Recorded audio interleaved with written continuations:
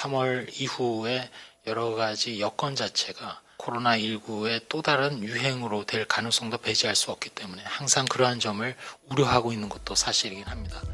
네, 들으신 것처럼 방역당국이 처음으로 올봄 4차 대유행 가능성을 언급했습니다. 전파력이 강한 변이 바이러스 그리고 길어지는 거리 두기에 대한 피로감을 이유로 꼽았는데요.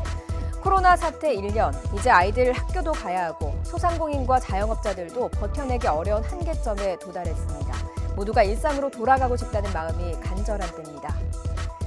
4차 대유행 최대한 막을 수 있다면 막아야겠죠. 그간 방역 측면에서 잘해온 것들도 있지만 아쉬운 것들도 있을 겁니다. 3차 대유행 이전으로 시계를 돌려서 살펴보도록 하겠습니다. 먼저 대구 신천지에서 시작된 1차 유행 때는 모든 게 처음이어서 시행착오도 많이 겪었습니다.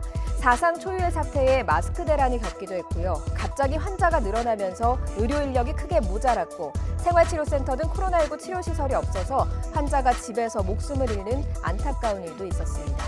체계를 잡아가면서 1차 유행은 지나갔습니다. 그리고 5월 이태원 클럽발 확산을 막아낸 방역당국은 생활 속 거리 두기를 시작했고요. 민생 회복에 힘을 쏟기 시작했습니다. 여름 휴가철을 맞아 외식과 여행 쿠폰을 지급하며 경제 끌어올리기에 집중을 했는데요. 8월 15일 광복절 사랑제일교회와 광화문 집회를 기점으로 확진자는 다시 급증하면서 2차 유행을 맞게 됐습니다. 1, 2차 유행을 통해서 느슨해진 방역이 방심을 불러온다라는 교훈을 얻었지만 3차 유행을 맞지는 못했습니다. 사회적 거리두기 강화로 2차 유행을 겨우 잠재운 방역당국은 추석 연휴라는 고비를 넘기자 10월 12일 거리두기 단계를 다시 1단계로 하향 조정했습니다. 외식과 숙박, 여행 쿠폰 지원도 재개했습니다. 벼랑 끝에 몰린 민생이 시급했지만 정부의 메시지가 이중적이다, 신중하지 못하다는 전문가들의 지적도 있었습니다. 그리고 11월 3차 유행이 시작됐고요. 12월 말에는 1,000명이 넘는 확진자가 나왔습니다. 어디까지나 최악의 경우를 가정한 것이지만 3월 중순경에 최대 하루 확진자 2,000명 정도까지 발생할 수 있는 게 수학적인 모델링을 통해서 나올 수 있습니다. 3차 유행이 아직 끝나지도 않았는데 언제든 4차 대유행이 올 수 있다는 경고입니다.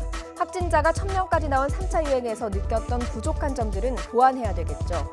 병상과 치료시설, 특히 중환자 병상도 더 확보해야 하고요. 의료진 부족을 해결하기 위한 대책도 시급합니다. 또 동일 집단 격리, 즉 코호트 격리에 대한 문제점도 제기됐었는데요. 살펴봐야 합니다. 정세균 총리도 조만간 도입되는 백신은 희망이지만 거듭 긴장을 늦추지 말 것을 당부했습니다. 코로나19는 당심을 먹고 살고 내가 조심하면 우리 모두를 지킬 수 있다는 걸 그간 우리는 배웠습니다.